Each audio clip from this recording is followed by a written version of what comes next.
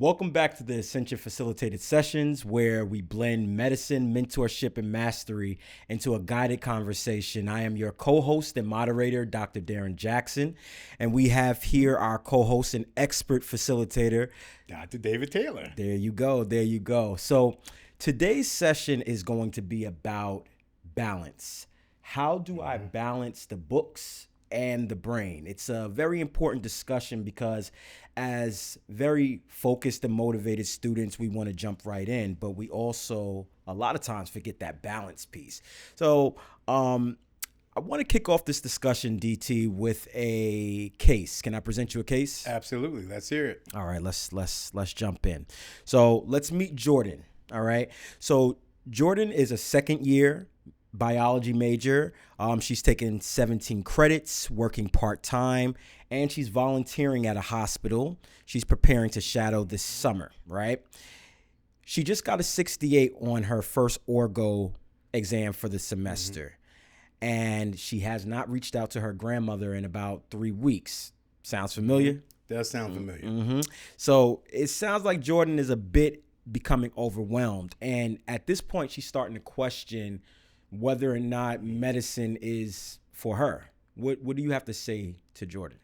This is a very, very common challenge that we see in a lot of our scholars, especially as we know future doctors, when you're in your first or second year of undergraduate education, you're in that pre-med curriculum, you're trying to balance a lot.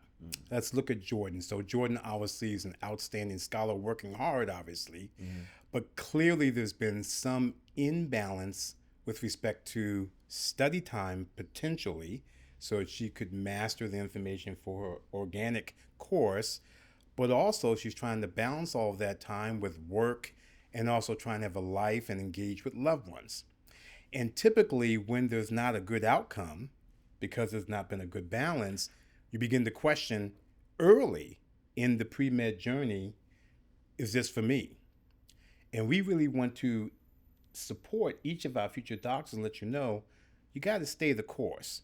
Let's take a step back. Let's take a look at what Jordan could actually do. The first thing we'd be recommending is we got to connect her to faculty support or mentor to say, let's just take a step back and see how we can help you balance the academics with the other responsibilities that you have, because you're working part-time as well.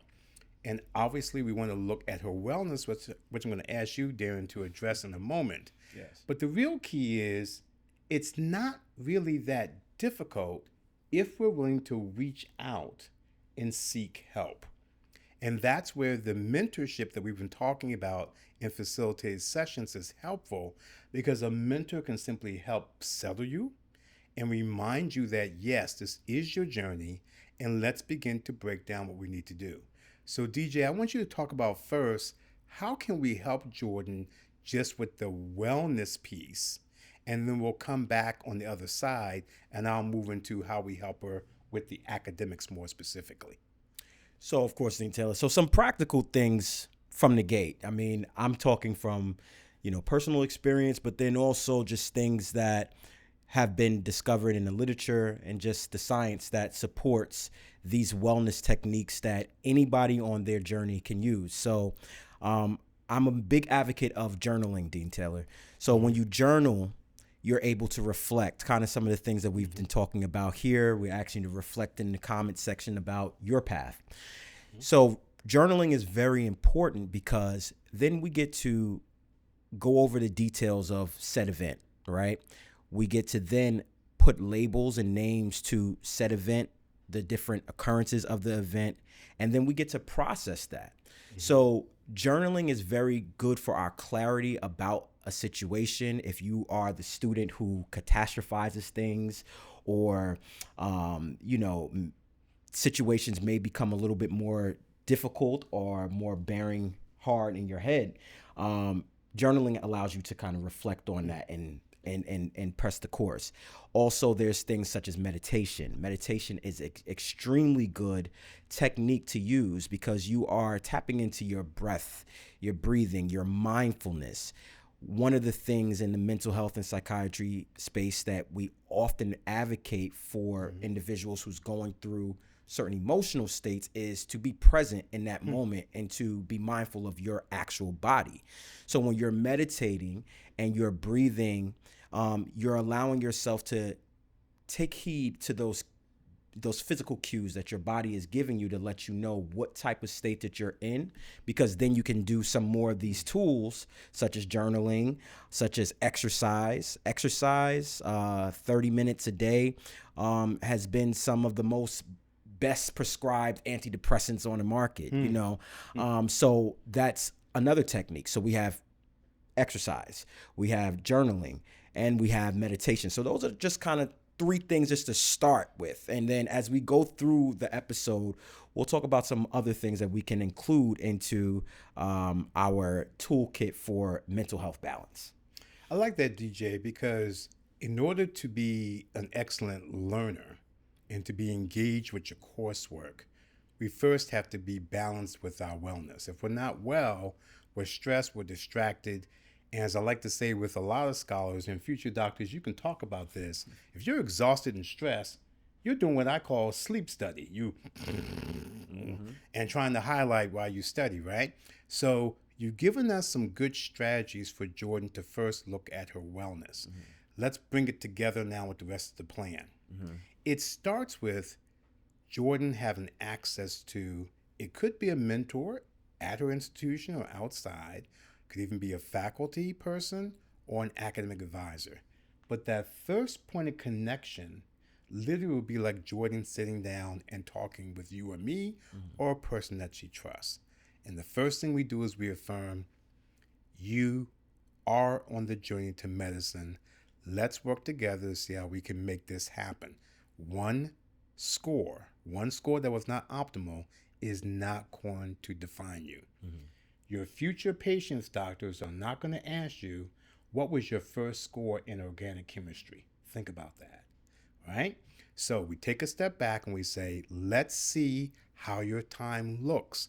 You have a lot on your agenda between work, family support, engagement, right, and academics.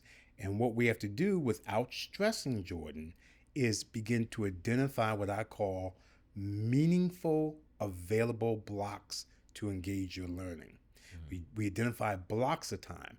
Any student that's stressed in that moment, we all know about stress, receiving advice sometimes can be difficult. So you try to make it low key. Let's just identify what are the optimal times for study, when are you working, and we can begin to see how things are impacting, right? And we need to identify good opportunities for study. If we need to also provide Jordan with any support to help her with her study strategies, thinking, testing, etc., because that will help her prepare, and have time, identify and show her there is time to do the wellness strategies you talked about. And then remember, are you connecting with your family? What's important? When we get that balance, we tend to do better in all areas of our life. Our academics, our personal life, staying engaged with family and friends, and yes, we have some work. And so that's one very straightforward, low stress way to engage Jordan, but also to remind her it's one exam. And as you noted, DJ, it's very important sometimes, because the pre-med path is so competitive, we think one bad score, and in some cases, the unfortunate context of one bad grade, a final grade in the course, it takes us away from our path, and that's not true. And we're going to discuss some more of that in our facilitated sessions. The medical journey is, of course, very competitive, but it can also be extremely isolating as well.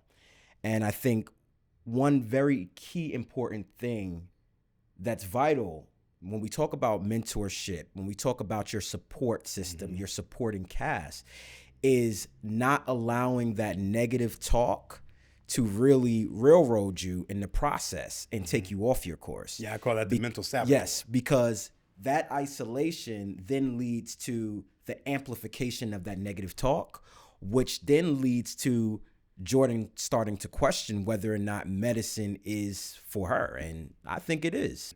Is it because that student, in fact, is doing well, but they feel isolated, as you're saying? They don't have a supporting cast. And so they're like, maybe I'm doing all this hard work and everything else, but I don't feel fulfilled. Is it that their calling has been lost? They really weren't motivated to do that? Or is it that they're just feeling isolated because they feel like all they do is study and they need to be engaged in other areas of medicine, such as have you had a clinical shadowing experience which now bridges your academics with a real world patient, right? That medicine is not just the books, it's about your compassionate engagement with another human being. It's about understanding how am I going to contribute to someone's wellness ultimately. And that can be a motivating factor, a purpose, if you will, to stay the course, whether I'm doing well academically or if I'm having a challenge. That can be a motivation because I really want to actually help people in this way.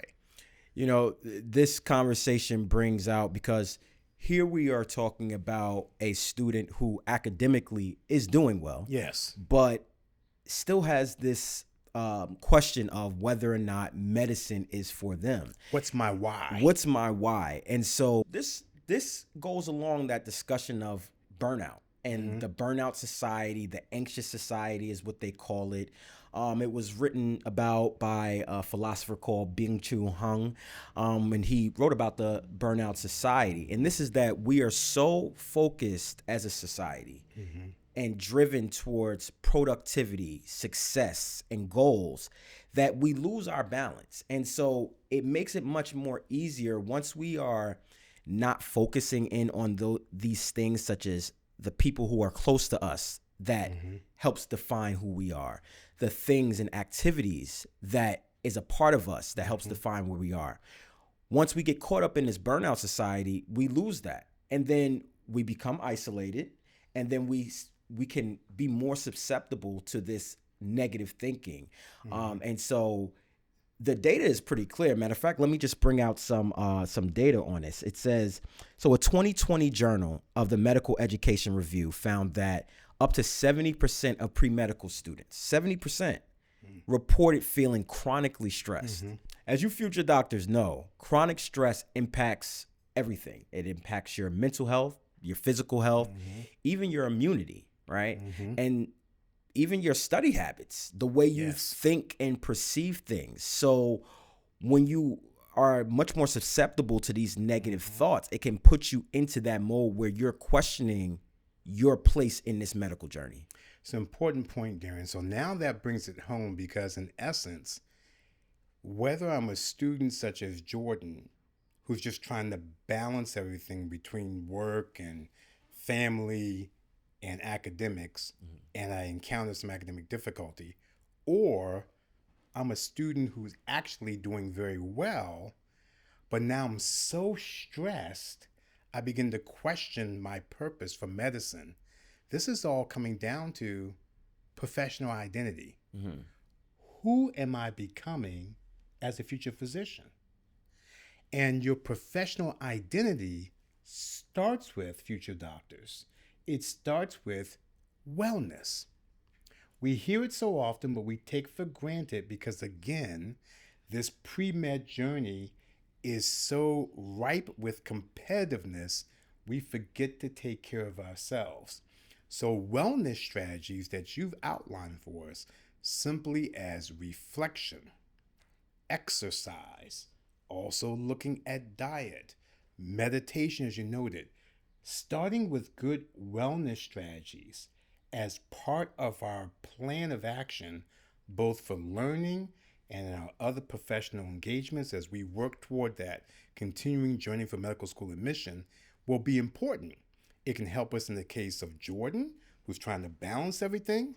It can help us in the case of a scholar who's doing well academically, but has lost their way because they're feeling like the work and the achievement, which has led to burnout, that's now my identity, and that's not who you are. Because as a future physician, we want scholars such as you, yes, who are bright, but who also have compassion, empathy, relational engagement with your future patients. And so balancing our wellness will help us now in other areas of our life. And as we think about even other variations of students, DJ, in this same vein, sometimes we have students, again, in balancing the books and the brain, as you like to call it, sometimes there's something else going on with the brain in terms of my thoughts. Do I belong here? You're talking about the good old imposter syndrome. Exactly. Mm-hmm. Am I someone who can be a physician? Mm-hmm. Because a lot of times I'm looking around and I got people looking at me like, what are you doing here? Especially if I'm a student of color. Or maybe I'm a female scholar. What are you doing here? Is medicine really for you?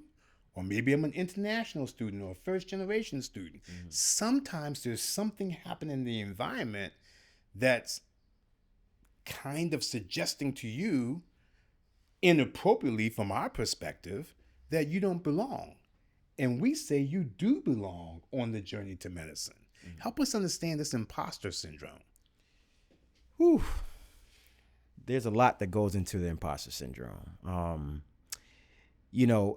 With imposter syndrome, it also goes into that conversation of this negative self-thought, right? You have kind of given into this narrative or this lens that you don't belong here. And that can be for any number of reasons. It could be maybe you're not excelling well academically, maybe the cultural context of your medical school or college or residency program or fellowship program is not necessarily what you are used to. It's a very unique circumstance. Mm. There's so many different aspects that can leave someone feeling, and then once the isolation sets in, then imposter syndrome magnifies even more.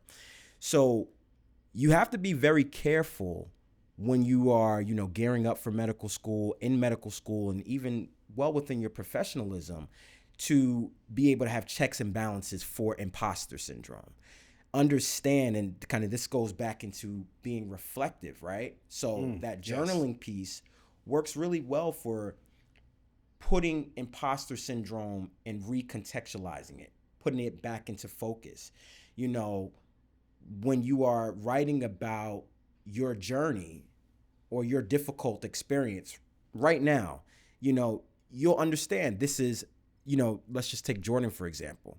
Jordan will understand through her journaling that this is just one test and it's my first test, right? Mm-hmm. The initial shock of receiving the low score on the exam obviously can be jarring. But when you go back and separate yourself from the emotions of the situation, and Jordan can look at the situation and see, it's just my first test of the semester. I have plenty of opportunities throughout the semester to lock back in and to elevate. Mm-hmm. And then once Jordan can separate herself and then recontextualize that this is my first time, I have time to lock back in, then she can then ponder on what are my resources? Who's my support system?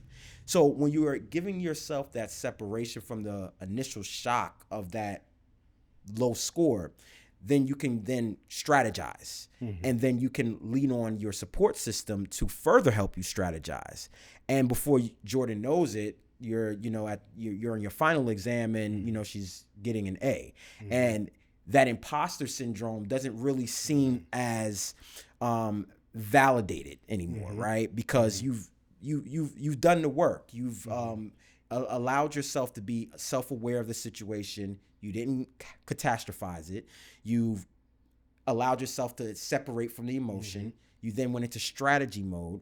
Then you are able to rely on your social support and your social network to help you further fine tune and refine that strategy.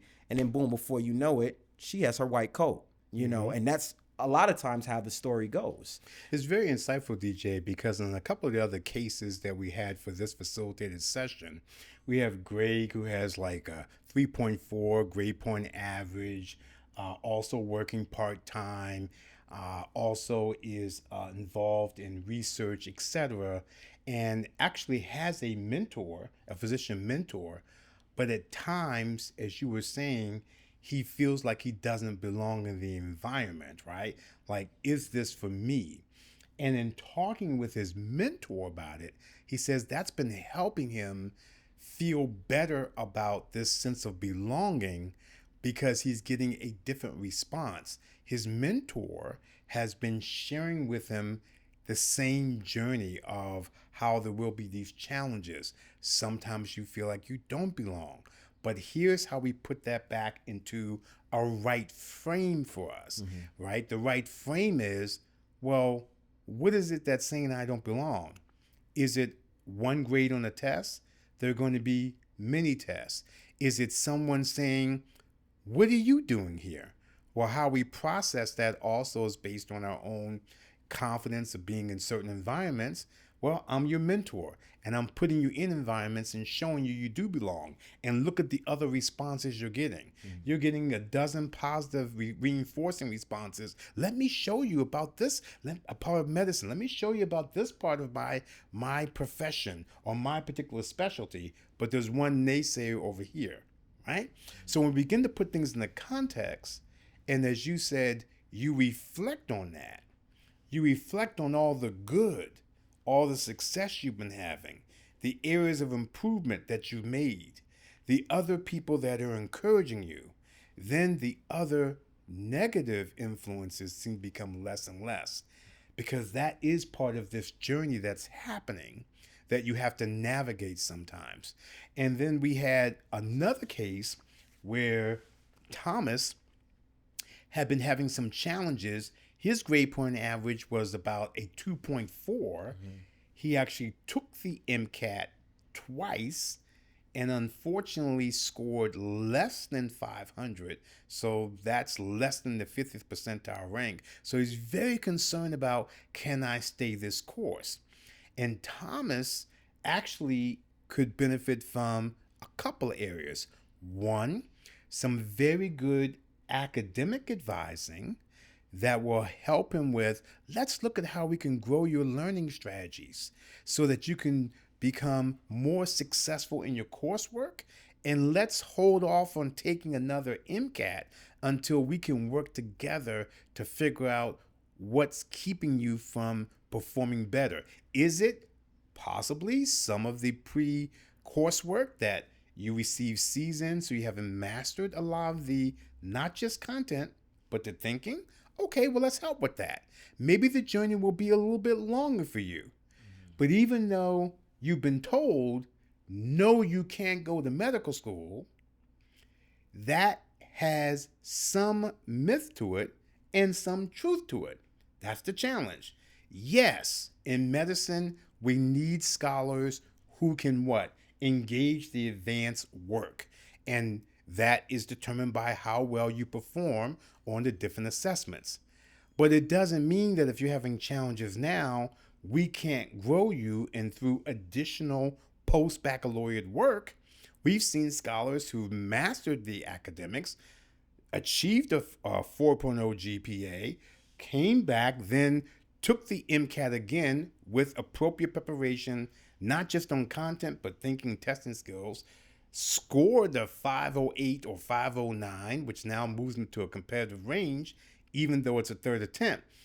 But with the appropriate admissions advising, now may receive consideration not from all medical schools, but from selected medical schools that say, you know what, you've had a journey, but you've been tested by your life journey, your educational journey.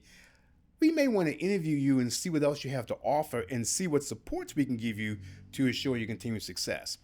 That's a lot going on with that last case, but the reason why we mention it, because that's the type of scenario where you're always told you'll never be a physician. You'll never be a physician.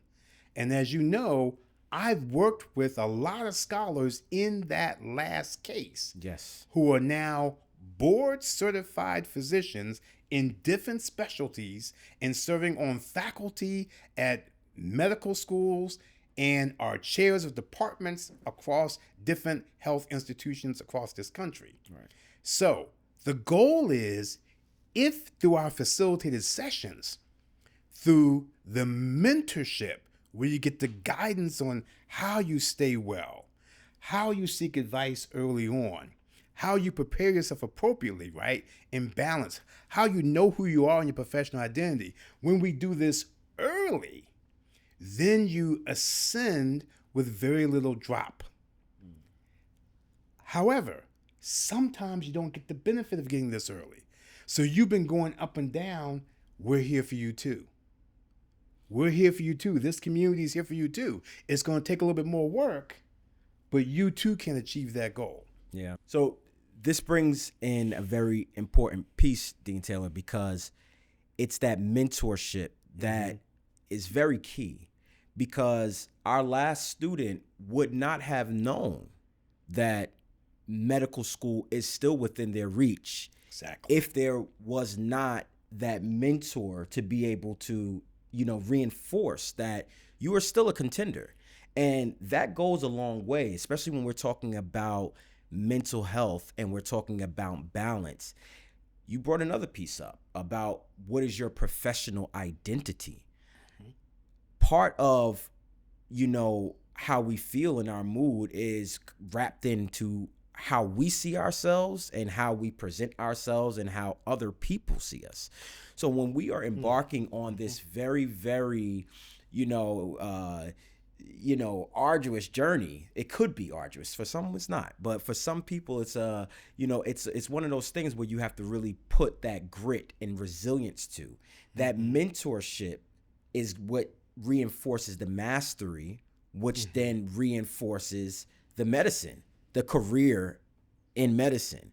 And so I think that was a very important piece, those two things, the professional identity, knowing who you want to become as a doctor. Do you want to be a traditional doctor? Do you want to just practice in an inpatient or outpatient setting? What are some other things with your medical degree that you can do, whether its own separate piece or alongside of the more traditional roles of a doctor? Having these considerations very early on in the process allows you to really redefine and fine-tune who you see you are in medicine. And that goes a very long way with creating that resilience within you to keep you on that path. I love the resilience piece. And this brings us to the close of another great FS. Yes. And DJ, share with our future doctors some of the resources that they can download regarding this particular FS as we think about our next FS coming up. So DT, we talked about a few cases today. We did. Jordan, we had Tim, Thomas. What are some things that these pre-medical students can take advantage of right there on their campuses? What are some resources available to them? Absolutely, DJ. It's always underestimated, again, that you have some great resources on campus, future doctors. You should be taking advantage of your student health resources, your faculty advisors, your academic advisors. These are great resources to get you started, both from a wellness point of view, but also from the perspective of making sure you feel like you belong in the setting, and you're also getting the support resources you need to succeed in your academics, right? So that's always a key starting point on campus. In addition, we know that many of our campuses have different organizations, especially those that may be for affinity groups, such as first-generation students, value students from international communities or other communities. These are great organizations that build a sense of belonging. And we know when we belong, we feel encouraged, we feel more resilient. That's another way to build connection with your future peer physicians, because you're going to be colleagues in the future, right? And so being strategic and selective about one or two affinity organizations that identify with some of your core values and your life experiences can be a great sense for belonging.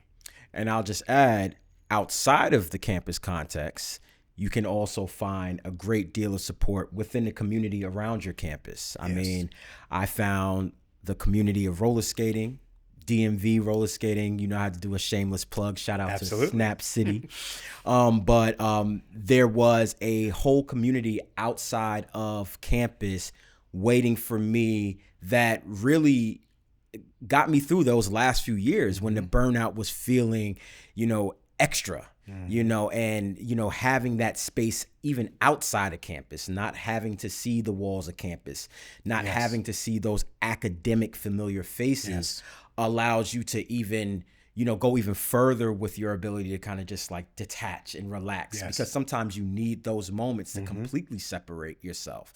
And so I'm glad you talked about the resources on campus. And, obviously you don't have to be a skater like me. You can go to the park, do calisthenics. You can go to the gym, swim clubs, anything that art, music, any type of activity that defined you or gave you some sense of belonging before you even thought about possibly wanting to be a doctor. It's things that you can even tap into while you are in medical school and while you are preparing to go to medical school. Don't lose these things, because that identity piece is very valuable and key to that resilience. So I'm smiling, by the way, because I'm thinking of all our graduates who are in some great specialties. And some of them are going to remember this when they hear it. We have anesthesiologist now. He was a skateboarder. We have a neurosurgeon. He used to be an MTV dancer. On MTV. Okay. We have a surgical oncologist. She used to be one of the child actresses on the Disney Channel. So a lot of people have different experiences right before they actually come to a pre-med journey and ultimately to medical school that gave them gratification, encouragement, and sense of community. I'm very happy you mentioned that. And it also gives you that kind of extra piece in your toolkit to communicate and to connect with your patient population. And so it's very important to get out there, to get outside of your comfort zone, to get outside of really just the confines of your university and academic institutions, and really go out and get in contact with people. Like we like to say, touch the grass. You got to get outside, and I think that also can help. So we talked about some on-campus resources. We talked about some community resources. But future docs, please don't forget about the AME free resources that you have at your disposal on our website, AME website. So for this particular FS, we have our sanity checklist. It's kind of a blueprint, wellness blueprint for all the future doctors to download. And it can really be a good guide for your week-to-week, day-to-day checking in with yourself. Absolutely. DT, it's really interesting because this FS had a lot of very important information about our wellness and balance. And we feel like that is a cornerstone of your journey to medicine. Stay tuned for our next facilitated session, where we're going to be cracking the code. What do the medical schools really want to know? And I know each of our future doctors are like, I want to sit at the table and I want to know what are they saying about us, right? Next FS? Next FS. See you then.